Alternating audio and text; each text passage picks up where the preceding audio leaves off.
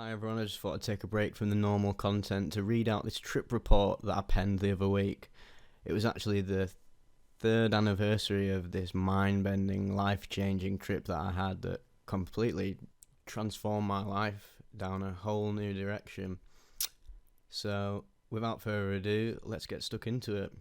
To preface these series of events, I thought I'd share some of the experiences I've had that led up to what would be the most fucked up night of my life. I'm 23 years old and have had vast experience of psychoactive substances, from DMT to meth and everything in between. Early on in my drug-taking pursuits around 2014, I was just about coming out of my shell in terms of my social interactions with people. Throughout high school I was plagued with what I now know was moderate to sometimes severe autism. I rarely engaged in activities outside of my computer, and most of my best friends at the time were people I spoke to over Skype. It wasn't until sixth form that I properly began going to parties, which there were a whole lot around here where I live in the Lancaster area. The first night I took a Gary, what we call ecstasy tablets in the north, was absolutely life-changing. This experience diverged my path in life down several years of seshing, slang for partying, and experimenting with substances with all my mates who I met through the sesh.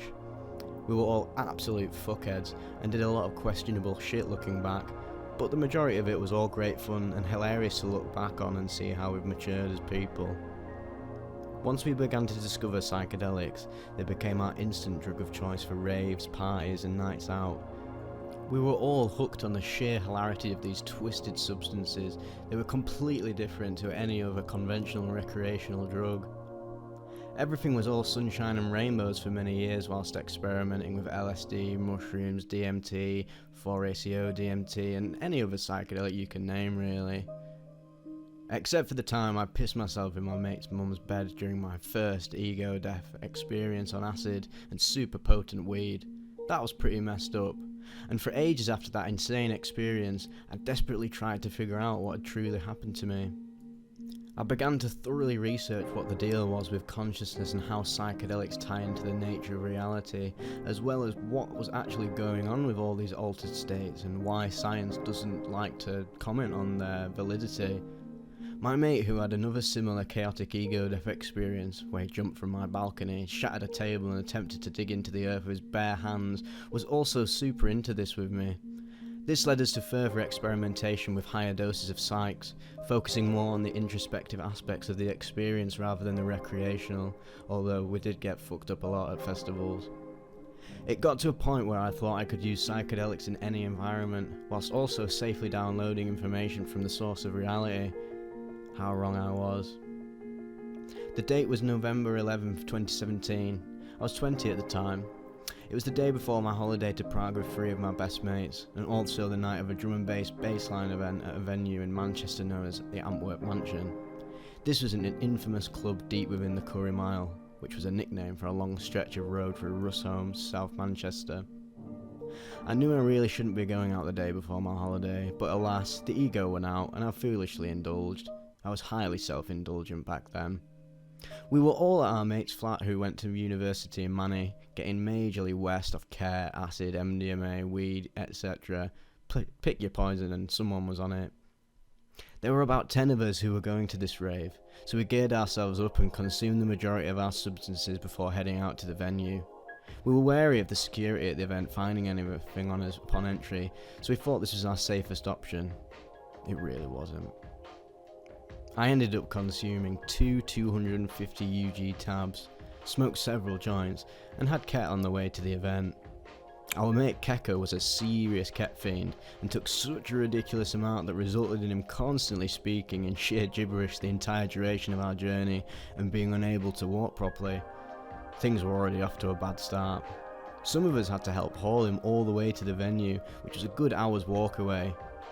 Throughout the trek, we were all rapidly coming up off the chemicals we'd ingested, and it became so intense that we ended up walking past the event and getting split up. The area we were in was causing us a great deal of paranoia. We were getting a myriad of dodgy looks from passers-by, although I can't blame them, we must have looked like fucking weirdos. This was made even worse when Keka pissed on a building that turned out to be a mosque. We were lucky nobody saw. When we got split up, I was with Keka and my mate Crosshatch when I first started to notice the visuals vastly intensify and my ego beginning to dissolve. I said to the boys that I was going to walk back to the flat and ride out the experience. I was starting to feel exactly like how I did in my mate's mum's bed when I pissed myself. I wasn't in any fit mental state to go to a rave. They managed to convince me otherwise. When we rocked up at the queue, each of us got separated within it, and I was left alone to mindfuck myself into oblivion.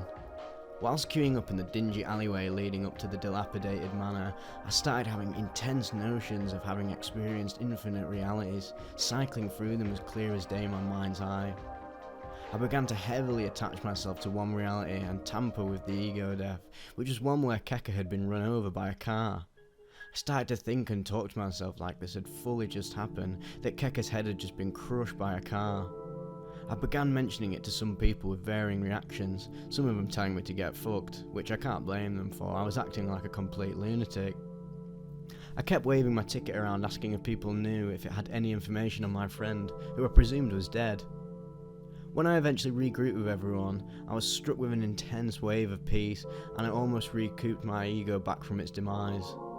Seeing that Keka hadn't died was a massive relief, and I did return to a state of sanity for a brief while, until I became so entranced by the music and dancing that I began to merge with everything once again. At this point, the hallucinations started to get immensely surreal and dreamlike. I looked at the DJ and perceived his twiddling of the dials on the controller as a paramedic defibrillating someone on a stretcher. They were bleeding out majorly. In fact, all the walls and floors and people's faces seemed to be bleeding away. It truly felt like reality was unfolding upon itself.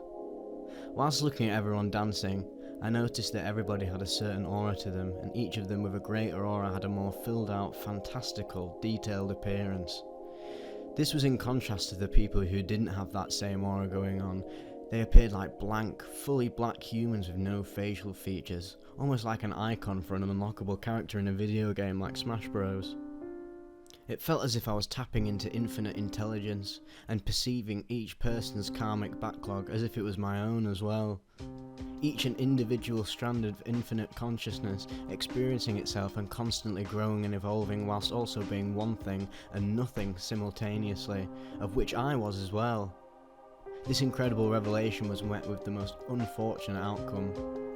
Me and Crosshatch walked to another area of the mansion, which was playing some of the most hypnotically bassy drum and bass and bassline tunes I'd ever heard. It's a true testament to the power of psychedelics and how they amplify the effects of music, films, etc., just generally all sensory experience. It was so mesmerising, in fact, that I ended up deciding I didn't even need my phone anymore, and lobbed it across the room, much to Crosshatch's surprise. Shortly after this incident, I was started on by this random guy who began to push me about and give me shit for seemingly no reason, and people started to defend me whilst I had absolutely no clue what was real and what wasn't. This stressful encounter inspired me to get some fresh air, possibly the worst mistake of my life. I walked out of the venue and set about strolling down the long stretch of road outside, taking in all the vivid fractals that divided infinitely in every corner of my vision. I began to have the insight that reality is completely conscious and interconnected on all levels, both high and low. That this is what all the world's religions and shamanistic practices have been pointing towards. But the truth is hidden after being distilled by the ego. Despite this, it is all part of infinite consciousness's intelligence and desire to live through itself in every form possible by dreaming up infinite realities, all in a bid to experience and love itself in every imaginable way, even in the most unbelievably twisted manners we wouldn't egoically perceive as being good. My whole life experiences and interests began to merge with my environment. I saw the refracting triangle off the dark side of the moon extending deep into the abyss of visuals deep beneath my feet, and noticing imagery similar to the movie The End of Evangelion, which initially inspired my spiritual pursuits when I was younger. I felt like I was creating my own sandbox video game through my senses. This was coupled with visions of cars and people that began to move in loops back to their previous point over and over again. I tried talking to several people on my journey, but to no avail. They all spoke back to me in tongues, or seemed to be my own consciousness talking through them, asking me about where my life was going and all the things I had done that only I knew. That was particularly weird and still sticks with me to this day. At some point during this mind-bending journey, I decided to rid myself of all my clothes, losing my wallet and glasses in the process. I had nothing to hide. For the first time in my life, I truly let go. In this dreamlike, timeless reality, I vividly heard all my mates' voices beckoning me back to Antwerp, so I started to sprint. Along the way, a man ran towards me and ended up punching me square in the face, disorienting me big time, but also jolting me with adrenaline enough to run across the road, parkouring over cars and walls like some serious Mirror's Edge shit. This happened for what felt like a millennia. I had some disturbing thoughts that made me start running towards a bus to return back to a stage of formlessness, but thankfully I decided against it. It felt like my ego was so far gone that death wouldn't be any different from what I was experiencing right now in this timeless void. I also remember going into a shop naked and drinking a can of Fanta grape whilst being chased around the shop by the cashier. Then after that, I ran into a shisha bar and had a puff on one before darting back out. I had no sense of other and did all this gleefully, completely unaware of how many people I'd been exposed to. I was surprised, but relieved not to hear about it on the news or anything. That would have been absolutely dire. After running around the Curry Mile naked as fuck for ages, I was initially apprehended by this person I assumed to be a beefy old man, but was actually just a masculine appearing policewoman, who attempted to grapple me to the ground. I imagined I was getting abducted and this guy was going to take me back to his and rape me. I managed to slip out of her grasp, wriggling around furiously like a fish out of water. I escaped for a short while and hid in a car park, squatting and zoning out, but noticing my ego slowly solidifying again. I looked up and was cuffed by several police officers and taken to the hospital in the back of a van. I was spoken to by the driver about what I'd been doing, to which I answered in bipolar sentences that made no sense, and I claimed to be on more drugs than I was on. Like a miracle almost, the officers didn't charge me with causing any mishap, but treated me like utter shit instead at the hospital, throwing me around this painfully dull looking room where I sat and slowly began to root myself back in reality. They began to do this weird thing from before, when it felt like I was having conversations with myself through them, about people they would never know, things that I'd done, and personal encounters that I'd had that only I was aware of.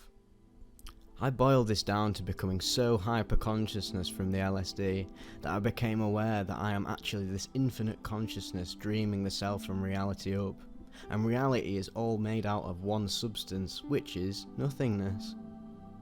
From infinite nothingness bred infinite somethingness, but underneath the facade is just an illusion, all made out of love, all of it dreamed up by infinite consciousness, paradoxes and all. Up till the year 2017, I was a militant atheist, but subsequent ego deaths have only continued to directly verify how this idea of nothingness can be infinite, and how I am everything and nothing all at once, as is everyone, which I am. It's a big time paradox, but consciousness is infinite, so of course it would contain every strange loop and contradiction you can think of. There is not just the sensory, three-dimensional way of experiencing reality which humans are so accustomed to. On the bleaker side of things, it turned out I'd ripped a lot of the skin from my feet from running around on tarmac and pavements for however long I was in the nude for. I also had a fat black eye from the guy who assaulted me. I couldn't walk at all and realised I was absolutely not able to go on holiday the day after. Fucked it, I thought to myself. My parents ended up getting a knock on their door by the police to inform them of the goings on, and they had to come pick me up from the infirmary in the morning. Very embarrassing. They were livid, but mostly happy that I was alive and were especially sympathetic that I'd been through such hell. Obviously, I didn't end up going on holiday, and instead was on crutches and basically bedbound for 2 or so weeks due to my messed up feet. Miraculously, these two women who were wired out their heads on MDMA got hit by my phone in the rave, and they ended up leaving me a video on my Snapchat for me to later discover after my mate, whose flat we were initially at, kindly went through to retrieve it for me and gave it back a few days later after he came up and visited. Where would you be without great friends, eh? To this day, this remains my most intense psychedelic experience and became the foundation for what would become a beautiful understanding of consciousness via thorough research, aided greatly by the work of Leo Gura from actualize.org. It also helped me and my friends understand what we are really dealing with when we take psychedelics, and we now use them in a far more productive, conscious, loving manner. Many of us have radically evolved our consciousness and dampened our egos in order to become more loving and understanding beings, as is the ultimate objective of infinite consciousness, or God. If this experience has taught me anything, it was that reality is a dream. And this dream is so vivid and detailed that most of us are so deeply entrenched in it that we take it for absolute reality. These people, or 90% of the population I'd say, are locked in the materialistic paradigm. But for those of us with the desire for an open mind, the curiosity propels us to dissect and understand the mechanics of reality through psychedelics, meditation, etc. And with enough work, the truth can be found and empirically verified within your own direct experience. You can either live in the dream and be aware of it, utilising this to your advantage in a variety of ways, or be completely lost in rampant ego bullshit, creating your own hell. Either way, in the end, none of it matters. We all return to nothing. Peace out.